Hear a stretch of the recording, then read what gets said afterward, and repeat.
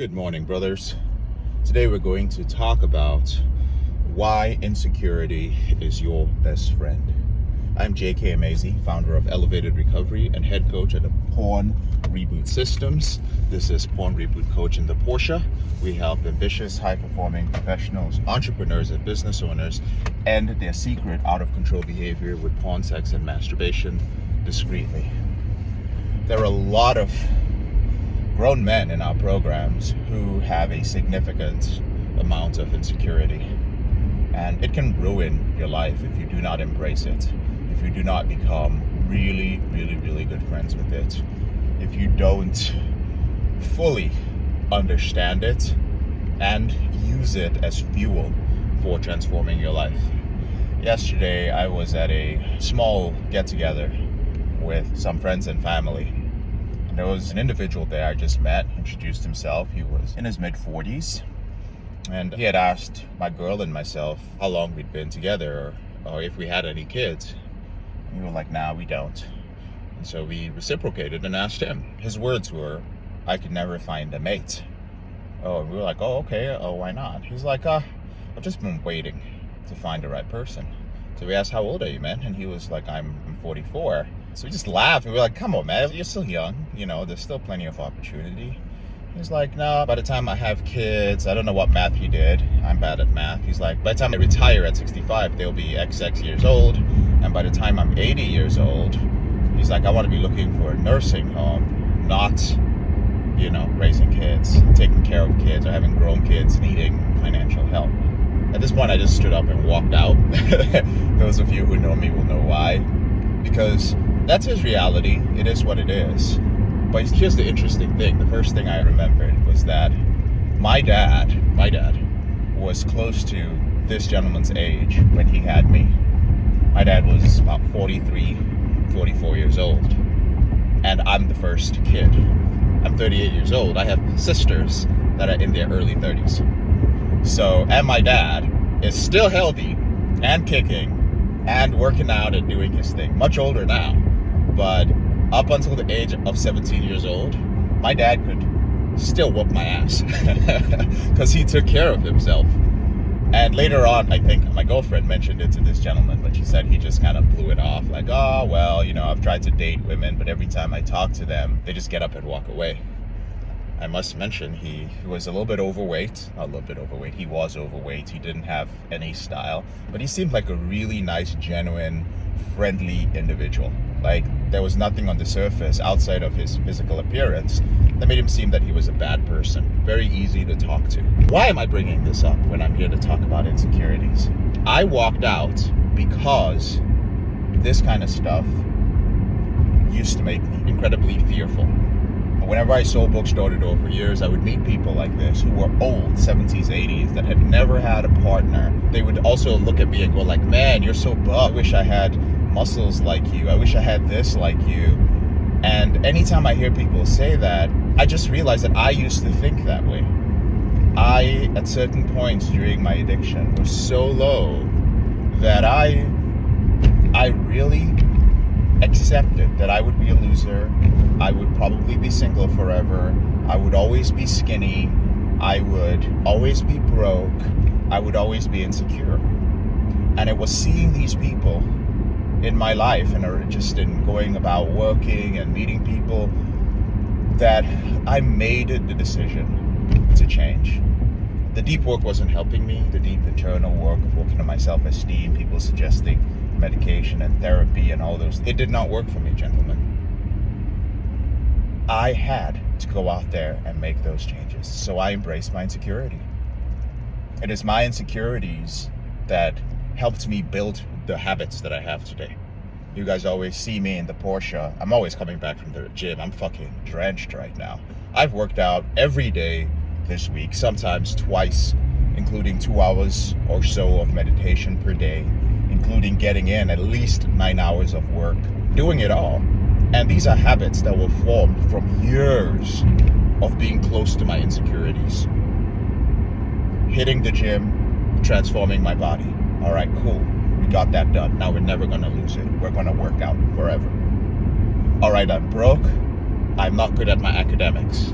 right? I cannot succeed in this environment. There are kids that have been groomed for this. There are people with higher IQs than me. I cannot succeed here. This is not where my strengths lie. All right, what can you do? I started doing door-to-door sales. Listen, door-to-door sales is not easy. It's back then, selling books door-to-door was not a career, but it was the only thing that I could do, because everywhere else I went, either I was surrounded by people that I viewed to be mediocre. I remember working in a cell phone store, T-Mobile, short term, and I showed up slightly late to work, which I shouldn't have. And I remember the guy saying, like, yeah, I'm sure you have an excuse for that. Like, I won't be surprised when I see you working at fucking McDonald's. Now, granted, I was late. This wasn't a manager. This was a fellow worker. But just the fact that he would say shit like that, like from T-Mobile to McDonald's, I was like, I'm fucking done here.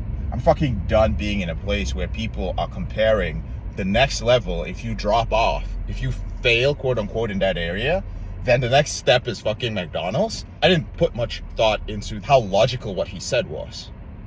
I just focused on the feeling. And I did not want to be in that environment that elicited that feeling. So I was like, fuck it. At least in door-to-door sales, we were getting fucking rejected every day. And we had to be motivated. We had to be in states every day, regardless of how shitty your day was, regardless of whether you were sick, whether it was raining, whether that entire city had put out a notice for no solicitation. Your ass had to go out there and sell some fucking books, or else you weren't gonna eat. And I was like, you know what? At least here, everyone is positive. And I've seen people, the managers here and the leaders here, turn around the most negative people. And so I learned the skill of dealing with deep rejection, deep failure, thinking on my feet. You have to, if you were standing in front of somebody's home and they pulled a gun on you, well, you had to talk real fast while maintaining a non-threatening body language. You didn't get your head blown off. And I learned how to do that many, many times. So all my insecurities about people thinking that I was not sociable, I overcame them because I was in people's homes on July 4th, right? Their family, and they were like, what the fuck are you doing here? Like, I'm here with my family, man. We don't want to buy no books from you, boy. And I would still talk to them and be friendly and be nice and build a relationship with them, with all these strangers that had come in from town. And I'd end up selling sometimes thousands of dollars worth of books to these people, right? So, gentlemen, everything that I have, right? Everything that I've accomplished, this is a story about me, but make no mistake, the entire purpose of this is for you. There's something to learn for you, because some of you think you really have it hard, but I have taken everything that I thought life threw against me, and I've embraced it and used it to make something of myself. And as you guys know already, with pornography, I took something that was just ruining my life. I used it. I understood it. I mastered how to overcome it. I understood everything about it. And I used that to create something. And gentlemen, you can do that too. So look at your life. Look at the areas where you're insecure. And just marry that shit. Make that thing the thing that you focus on this season. Because when you master that thing, when you overcome it, when people start saying that your weakness is a strength, when they start commenting on it and wishing that they have what you have, and that thing you have used to be your greatest weakness, it's an amazing thing. Then you know that you can start working on the next insecurity and the next one and the next one. And this is how you rise from feeling like a nobody, from feeling like a failure, to becoming somebody. When you look in the mirror, when I look in the mirror, I don't see the JK of before. I don't see a loser. I don't see a person who is not going to accomplish things. I don't see a person who is failing. Never mind that I fail every day. I failed one of my sets lifting today, right? But all the same, when I look at myself, I know that I'm a winner. I know that I am a contributor in the world, and I don't give a flying fuck what anybody has to say. The only people I actually give a fuck about are those who say something and it reminds me of me.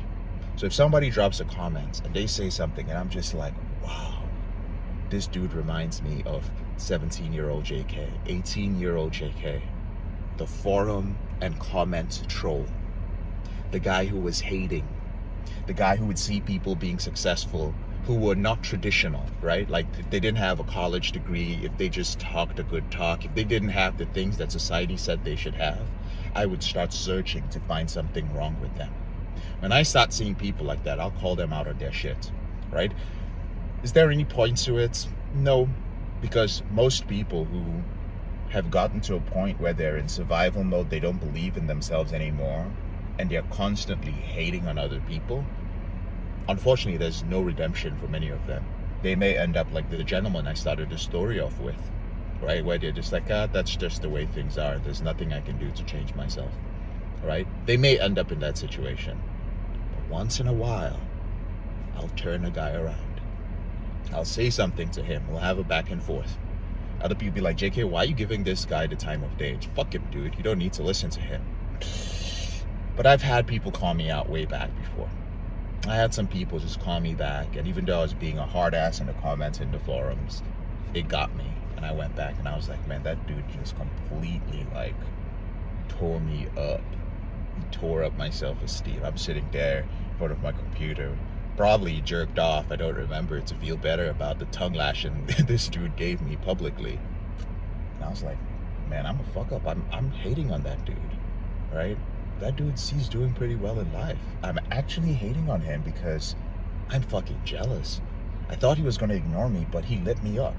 So once in a while, I'll light a motherfucker up, right? People in our group would be like, dude, you just fucking came at that dude's like, say like for days, you kept lighting him up, right? But he'll fucking remember it, all right? So gentlemen, the point of all of this is make your insecurity your best friend. I'm JK, your brother in this struggle. Thank you so much for taking the time to watch this video.